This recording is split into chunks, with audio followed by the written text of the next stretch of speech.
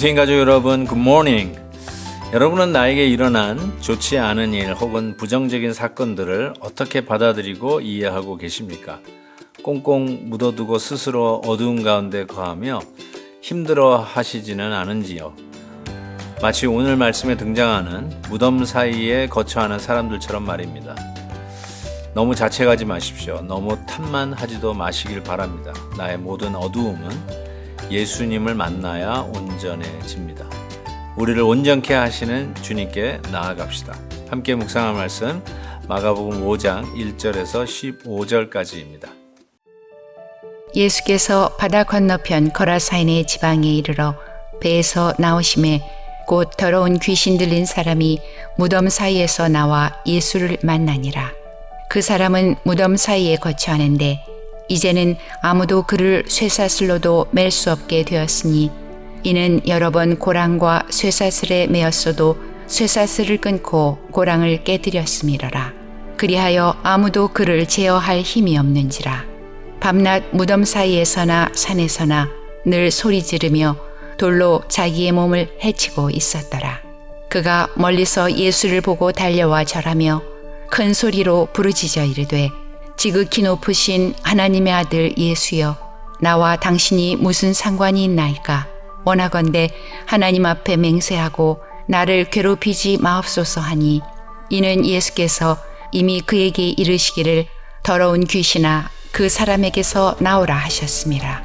이에 물으시되 내 이름이 무엇이냐? 이르되 내 이름은 군대니 우리가 많음이니이다 하고 자기를 그 지방에서 내보내지 마시기를 간구하더니 마침 거기 돼지의 큰 떼가 산 곁에서 먹고 있는지라.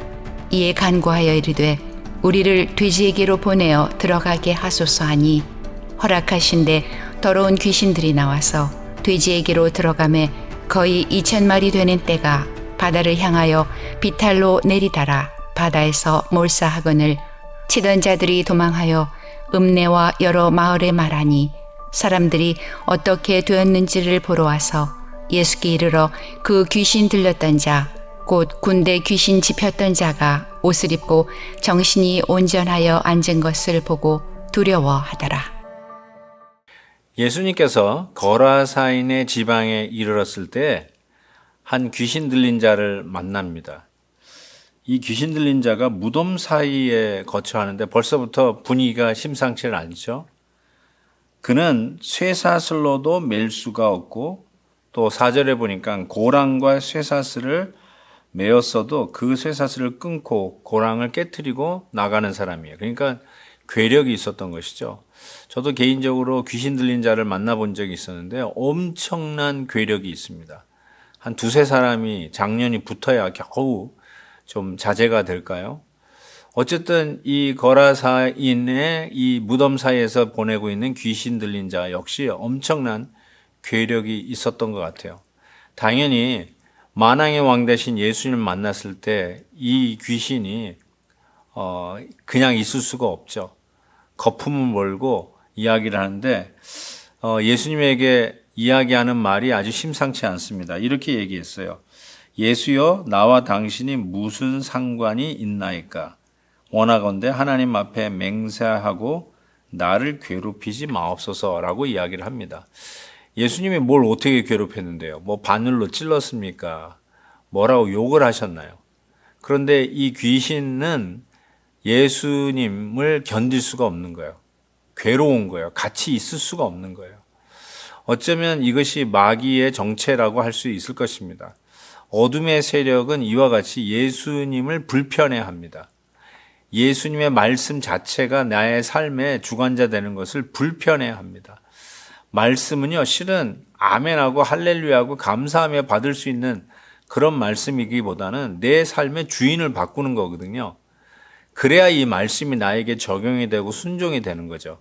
내가 내 인생의 주인인데 왜 내가 누구의 말을 듣고 순종합니까?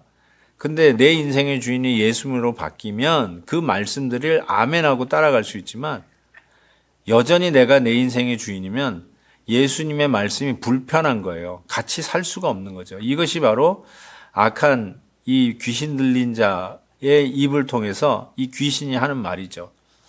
어쩌면 우리는 하나님의 말씀이 불편하게 느껴질 때, 하나님의 말씀이 이상하게 맞는 말인 것 같은데 내 안에서 꼬이기 시작할 때는 내 인생의 주인이 아직도 나인가 보다라고 생각하시면 돼요. 예수님이 하나님의 아들이시고 내 인생의 주인이라면 그 말씀은 아멘이고 순종할 만하고, 순종해야 할 말씀으로 의심 없이 다가오는 것을 분명히 믿습니다. 자, 이와 같이 되었는데요. 이 귀신이 나오라고 그러니까 네 이름이 뭐냐라고 예수님이 물으세요. 그랬더니 이름을 군대라고 얘기합니다. 군대. 사람이 많다는 거죠. 군인이 많으면 군대가 되는 것처럼. 즉, 이 귀신이 한두 귀신이 들어가 있는 게 아니라 여러 귀신이 수백, 수천의 귀신이 들어가 있다라고 이야기할 수 있겠죠. 아니나 다를까 예수님은 이 한 영혼을 살려내기 위해서 마침 지나가는 돼지 떼 2,000마리죠. 2,000마리에게 가라고 하니까 이 2,000마리의 돼지 떼들이 비탈길을 내리다가 바다에 떨어져 몰사당합니다. 혹자는 이 돼지 2,000마리 이게 도저히 얼마짜리인데 예수님이 이렇게 인명피해를 재산 피해를 내도 되는 거냐 하고 따지는 분도 있을 수 있을 거예요. 그러나 예수님이 어떻게 이런 재산 피해를 갚아주셨는지 잘 모르겠지만 저는 한 영혼을 구하기 위해서 2,000마리의 돼지 떼도 바다에 몰사시킬 수 있는 것이 우리 하나님의 가치관이라고 생각합니다. 한 영혼을 천하보다 귀하다고 성경은 이야기합니다. 천하보다 귀하다. 한 영혼이 그처럼 귀한 것이죠. 우리가 부활절에 새 생명 축제를 하지 않습니까? 한 영혼이 한 사람이 한 영혼을 하나님께 정말 이 한 영혼이 얼마나 귀한 것인가. 돼지 2,000마리를 잡아도 그 가치를 따라갈 수 없는 그런 귀한 분이 한 영혼의 가치이다라고 이야기할 수 있습니다. 어쩌면 저와 여러분의 생명의 가치 때문에 돼지 2,000마리 정도가 아니라 하나님의 아들 예수 그리스도, 당신의 아들 예수님을 십자가에 내어주시기까지 한 소중한 생명들이 저와 여러분 아니겠습니까? 여러분의 가치를요, 함부로 폄하하지 마십시오. 나는 살 자격이 없다. 나는 형편없는 인간이다. 함부로 그렇게 얘기하지 마십시오.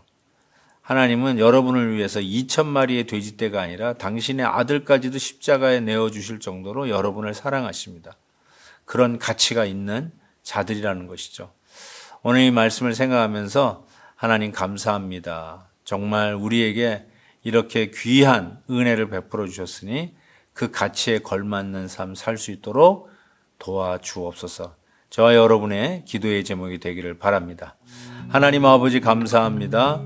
정말 우리가 이와 같이 귀한 영혼들인데 당신의 아들 예수 그리스도의 십자가에 못 박기까지 한 그리하여 구원을 얻은 가치 있는 생명인데 하나님 그 가치대로 살아갈 수 있는 저희들이 되게 하여 주옵소서.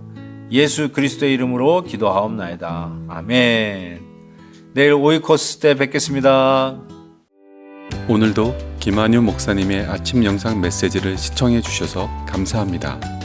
큐티인 교재는 www.qtin.org에서 구매 가능하며 자세한 사항은 큐티인 홈페이지를 참고해 주시기 바랍니다.